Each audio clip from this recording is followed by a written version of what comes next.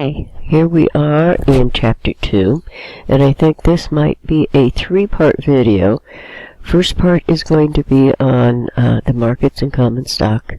The second part will be on interest rates and how and why they react the way they do. And then the third part, I will go briefly over the two activities or write-ups that you need to do.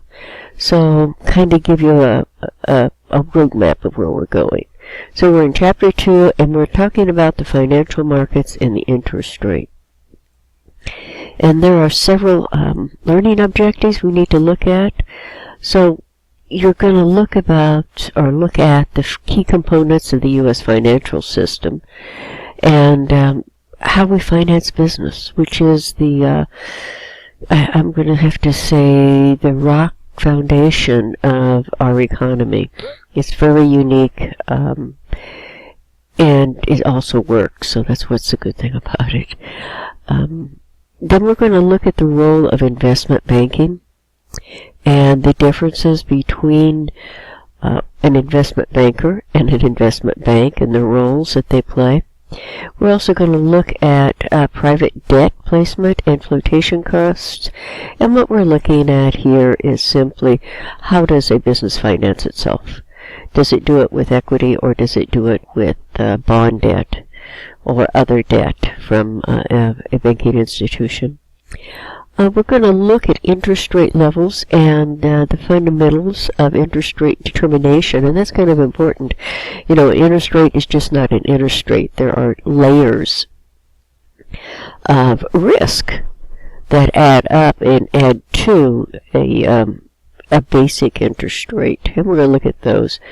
And the theories behind it for the term structure. Why does interest rates go up? Why is a treasury bond at 3%, let's say, and the same type of bond from corporate returning 9%? Why does that happen? That's what we're going to look at. And we're going to try to understand the relationships with multinational firms, you know, the efficient market idea and the risk that you have when trading or investing between countries. So that's kind of what we're looking at. All the time we're looking at that, we're going to be wrapped around in those principles that we saw in the first chapter, which is risk requires reward. And market prices are generally right, which says the market understands what each security is doing and how much risk should be assigned to it, and therefore the proper valuation of a security.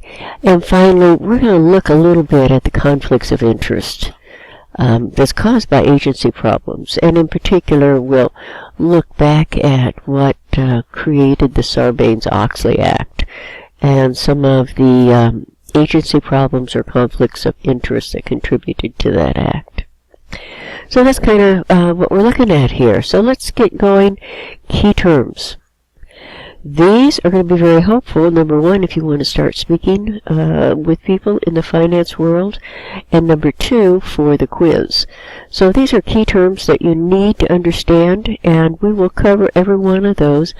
The terms on the left are from the financial markets, and the terms on the right are associated with interest rates. So just kind of to get them put together for you. Make a list of this. I think you'll also find this in the back of the book. I've arranged them so that they make more sense for you.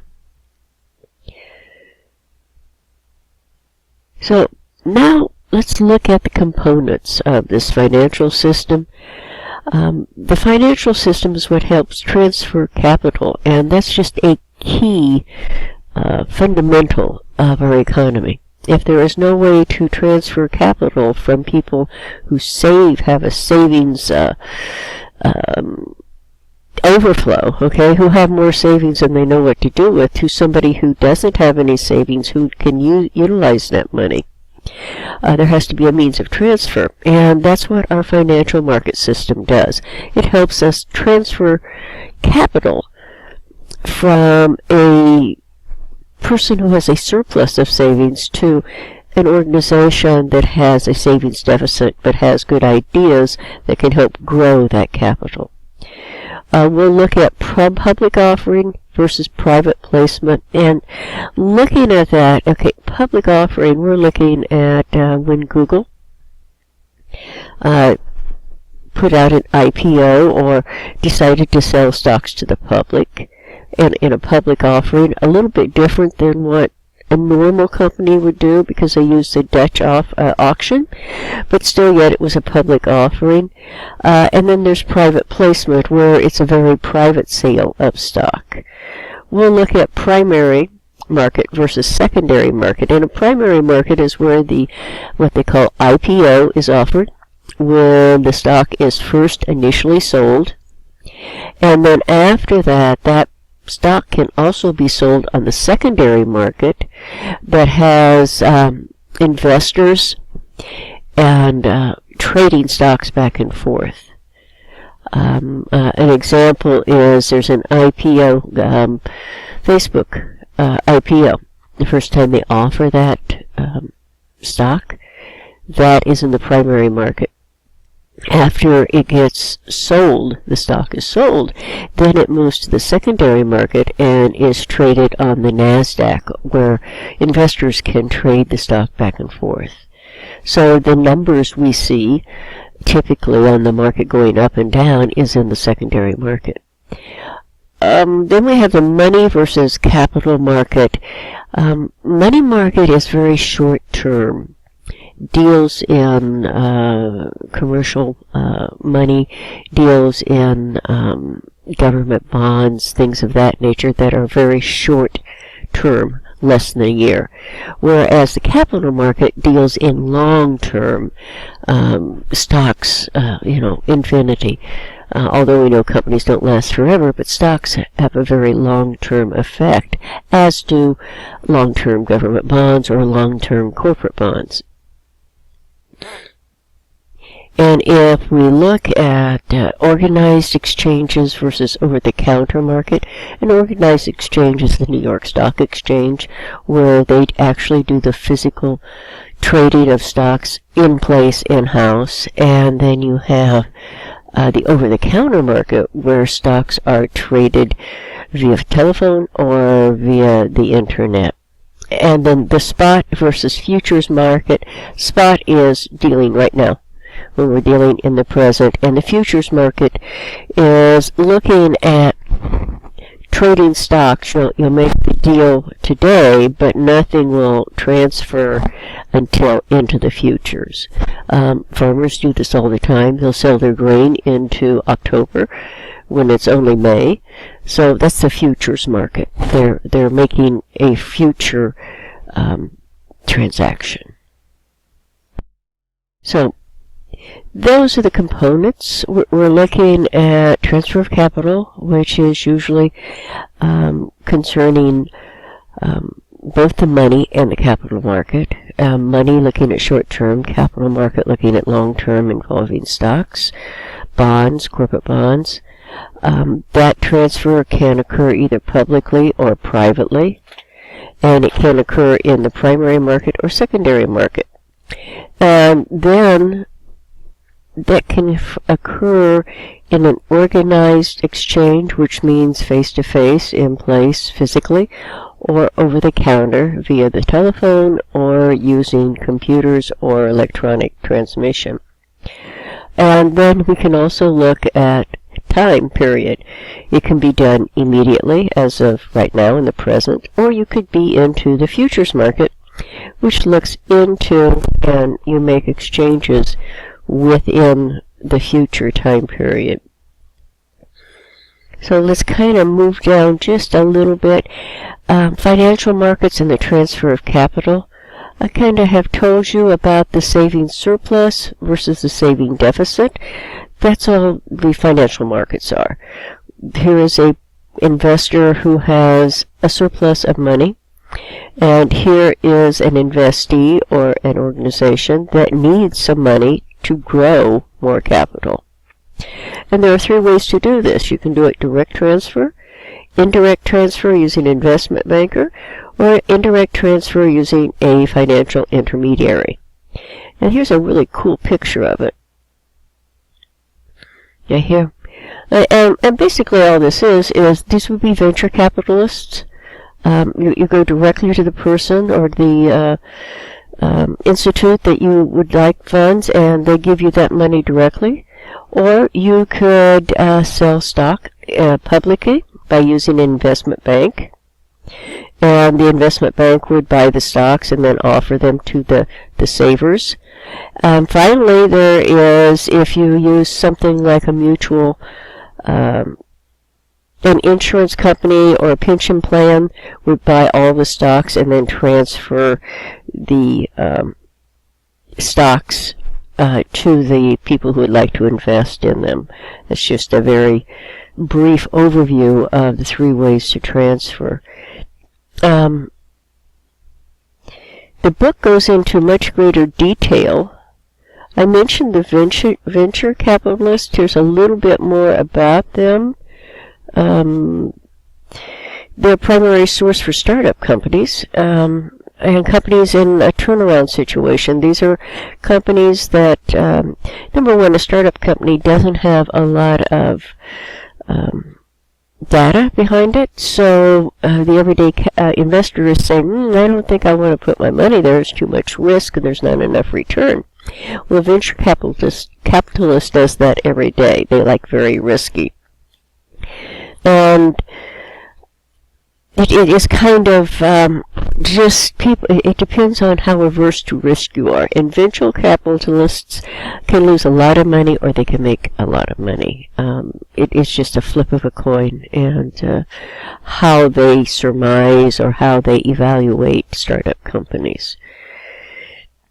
So it's just a little bit of backup on how we transfer money. And let's kind of move down now to public offerings versus private placements. So you know how we transfer. We've got three ways. Direct to venture capitalists. We can do indirect to a banking, investment banking.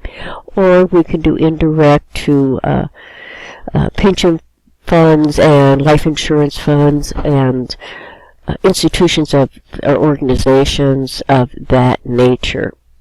So you can have a public offering, and then you could have a private placement. And we're talking stocks here, or securities as they show. So a public offering is where an investment firm, you get with an investment firm, and they will look and evaluate your stock. They will try to figure out how much it's worth. They will look at values, and they will actually pay you, the company, that money, and then they offer your stock to the public. Now, in private placement, it's a little bit different. It is more specific, and it is much more regulated.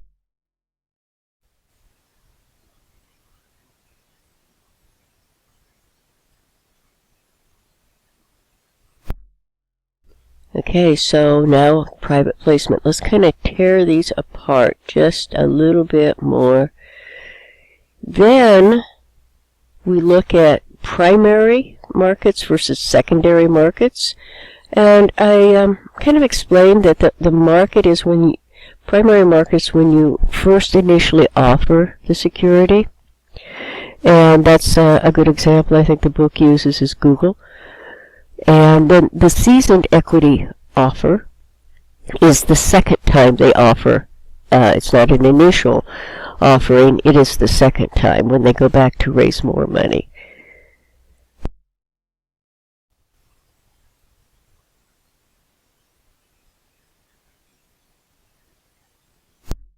And you have the secondary market. So we have two markets here initially. You've got the primary market, and then you have the primary market that also uses for the seasoned equity. And then we come down to the secondary market, and that's where we trade stocks between investors. And the corporation usually doesn't have much to do with that market, other than if they buy back their stocks for treasury. And both of those markets are regulated by the SEC, And I think we kind of went through this in accounting when we talk about GAAP and FASB and the SEC. All of those rulings go together to try to regulate the market and make it transparent for the investors. And then we looked at, or we are looking at the money versus capital. I slightly explained that. Money markets, for the short term, less than a year, and it's typically, obviously, is going to be more of a telephone and computer market rather than in a physical building. Treasury bonds, about the only place you can get treasury bonds anymore is via the internet, or negotiable CDs, or bankers' acceptances, commercial paper. You get to the capital market, you're looking at corporate bonds, common stocks, treasury bonds, term loans, and financial leases. All of these, are greater than 1 year. And that's the difference between the money market and the capital market. Other things to compare are exchange versus OTC. Again, the exchange is a physical place. The OTC is typically done via phone or via computer.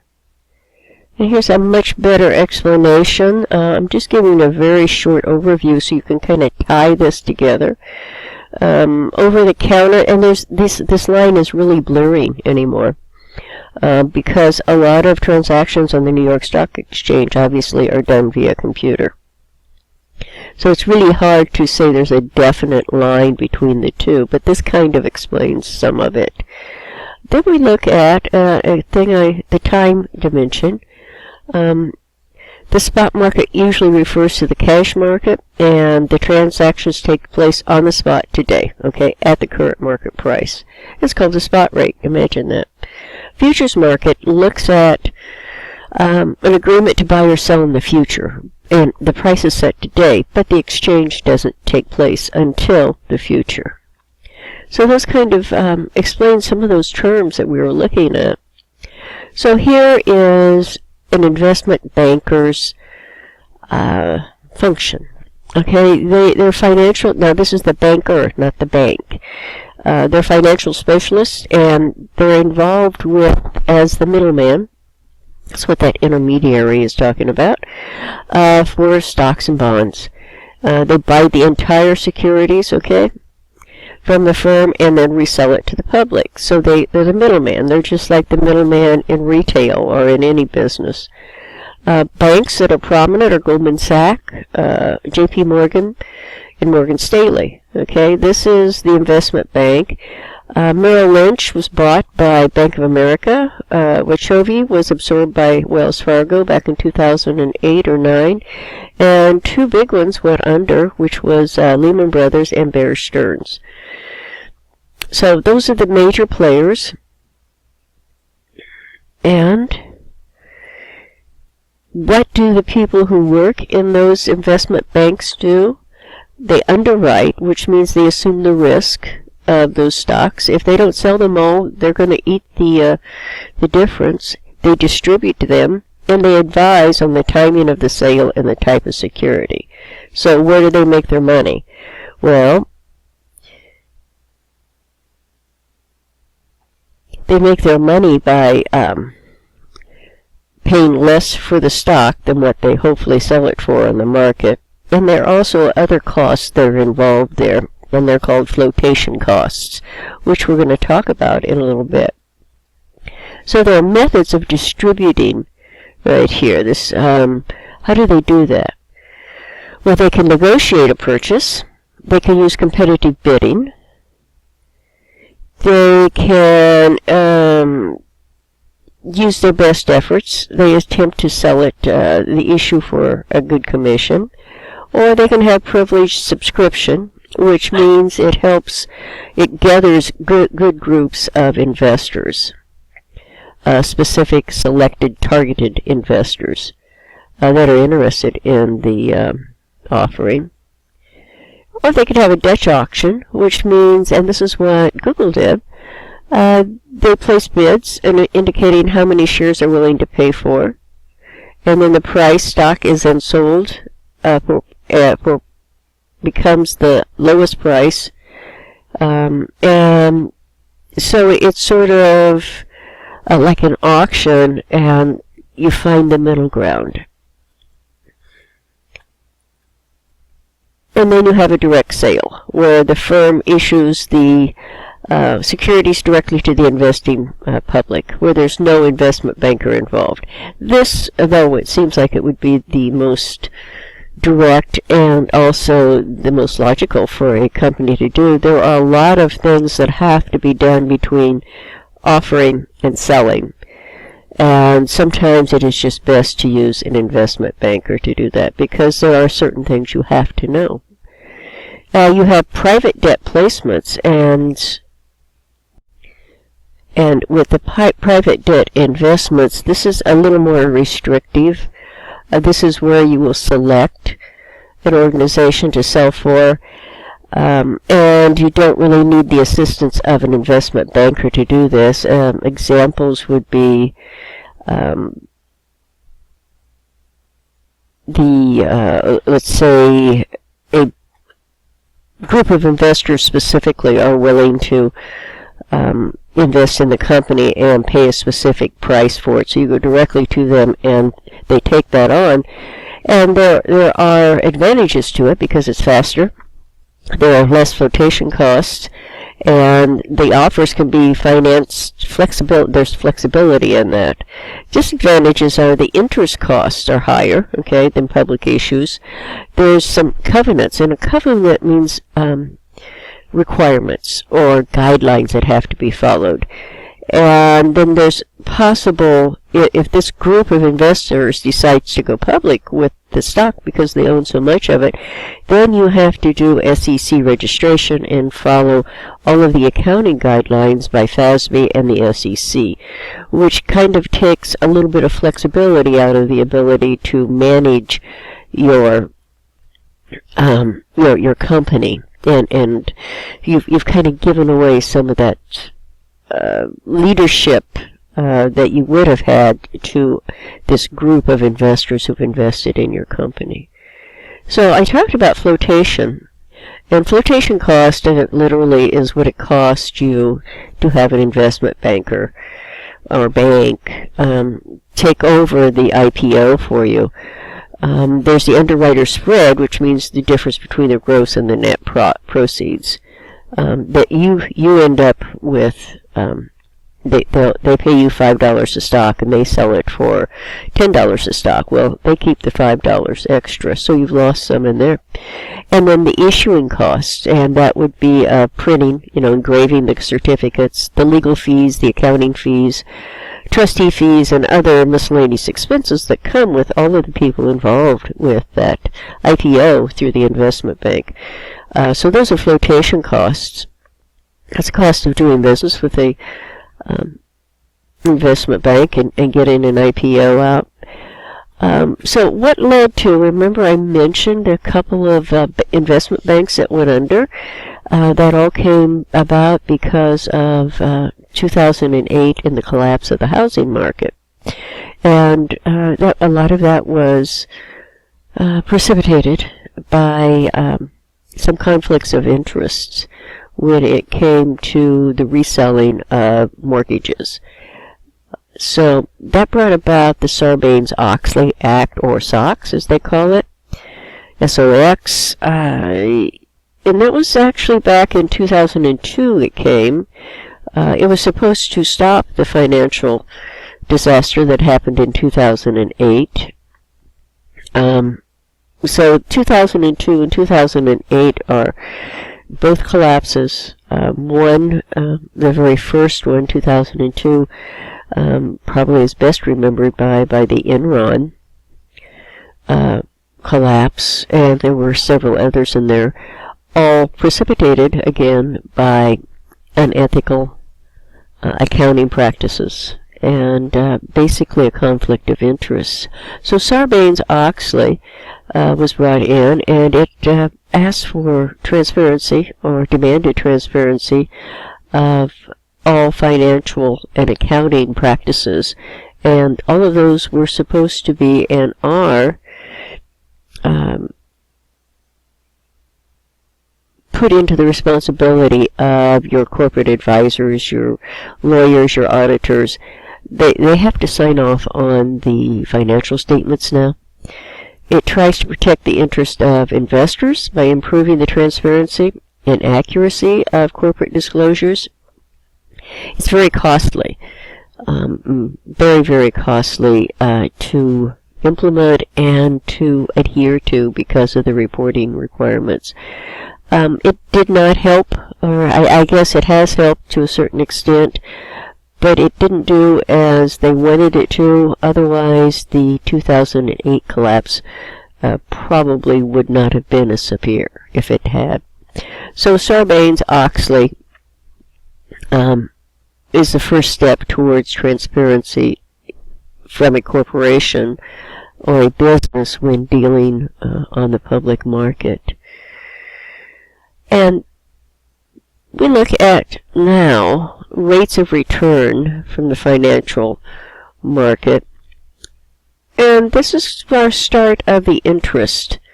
So I think we're going to end this, and then I'll start another video on the interest rates and the rate of return in the financial markets.